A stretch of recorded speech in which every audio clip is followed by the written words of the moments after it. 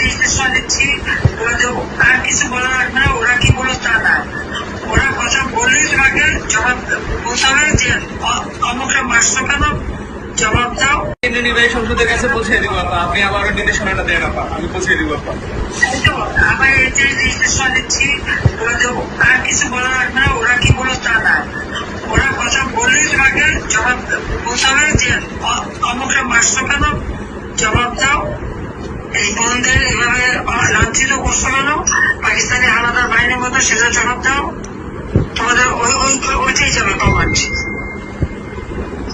জি আপা, ওইটা কমেন্ট যাবে। আমরা এখন অনলাইনে সরব থাকবো আর সেফ থাকবো সবাই, এটুকু আপনার নির্দেশনা আপা। সবাই সবাই সেফ থাকতে হবে। হ্যাঁ জি আপা, সবাই যে কজন কেন্দ্র কমিটি যাদের নামের তালিকা বাংলাদেশের সবাইকে সেফ থাকতে হবে। জি আপা, এরা মানুষের জাতি। আপা আপনি শুধু এটুকু জায়গা দেখেন, আমরা ছাত্রলীগ আপনার সাথে বেমানি করিনি আপা, আমরা রাজপথে রক্ত দিছি, আমরা জীবন দিছি আপা, প্রয়োজনে আবার দিব, 1000 বার জন্ম নিব প্রয়োজনে, আমরা আপনার সাথে বেমানি করি নাই, কখনো করবো না আপা। আচ্ছা, জি আপা, হাফিজ। জয় বাংলা আপা।